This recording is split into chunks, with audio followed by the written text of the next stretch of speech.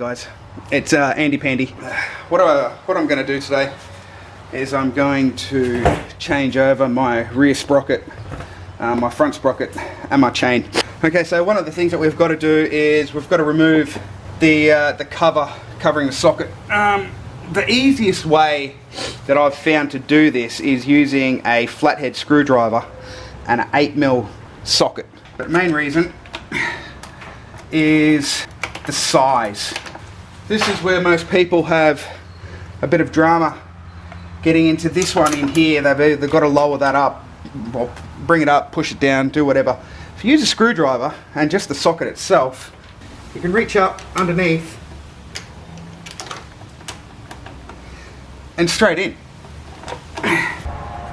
Okay, so what we've got here, we've got the socket, front socket. I'll be replacing that as a chain. There's a socket nut, and you've got your clutch cable here going onto your clutch assembly, going through and doing all that sort of stuff there. Now to get that out, you obviously can't get your socket onto there, so you're going to have to do a little bit of working out. Now a lot of people will either remove the clutch cable itself. Bugger that, it is way too much hard work. Again, the easiest thing I've found is just remove this bad boy. So this is 10mm here. And again, easiest way to get that done, screwdriver. Okay, once we've got that off, it's just a simple matter of pulling that out. And then what you've done is essentially you've freed up enough room to get your socket onto there. Okay, for this next step, you need to make sure that you're in neutral. This is where your bar, I've just got a little crowbar with a cloth wrapped around it. It's where this comes into play. And basically get that into a spot where it's not going to move anymore. And you use the bar as a breaker bar.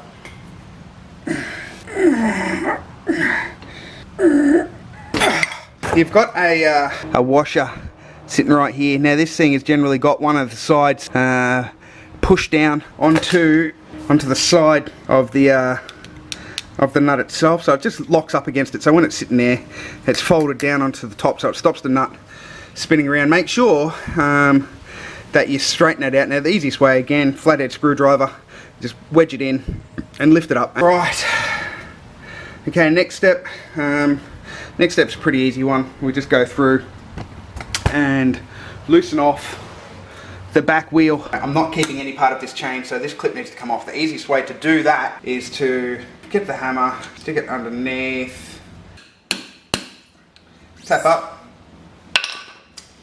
get your pliers and pull it off. What I'm going to be doing is getting an angle grinder out, grinding down these clips, then getting a screwdriver, wedging it in behind and popping the clip off. The other way to do it is if you've got a chain breaker, use a chain breaker. Okay, so I'm about to grind off these pins here. As I said, I'm going to grind them down and get them straight back to the plate itself.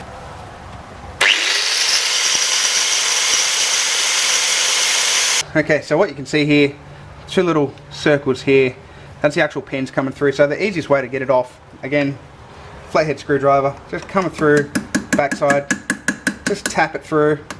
Then all we need to do is just push it through, and it will undo on the back side. Again, easiest way to do that, just splite it apart with a screwdriver, and tap, tap, tap. Easy peasy, lemon squeezy. Move the wheel, so just got to loosen these up, which I shall do, and unscrew these pretty much all the way. Just got to basically pull this out until we pull this all the way through. Okay, so the next step we have is to take the sprocket off.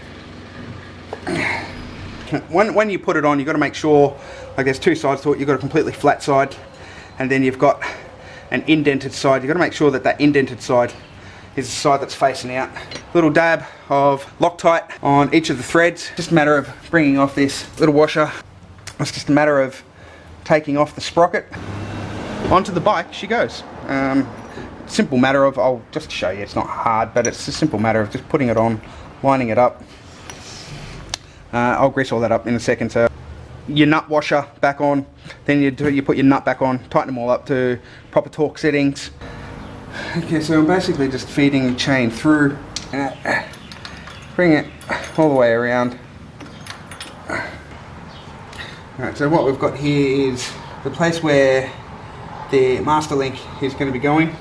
Just get a little bit of the chain grease as well, a little bit of lube, and lube him up. It's all about lube. Lube is a brilliant thing.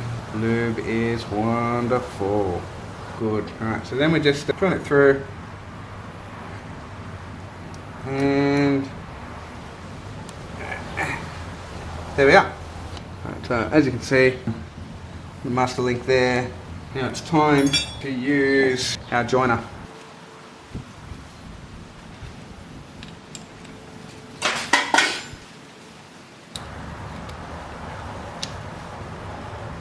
It's just a matter of going through and splaying out that end of the link. This is the master link here. So what you can see, end of the link has been basically spread out, so it's locked onto that link, and it's not going anywhere. We've got the new chain, new rear sprocket, new front sprocket. A quick little way to make sure that you've got your tyre on square, a way to show you that you have got it. So all you do is you get a tool like this. It's just basically a measure guide. It's a digital one. You don't need to have it on to a certain point. Right, so we'll say there, right, and we'll lock that off. Okay, don't worry about whatever that is. I don't care. But you measure it from that edge to say the end, and all you do is you check both sides. The rear of the bike is square.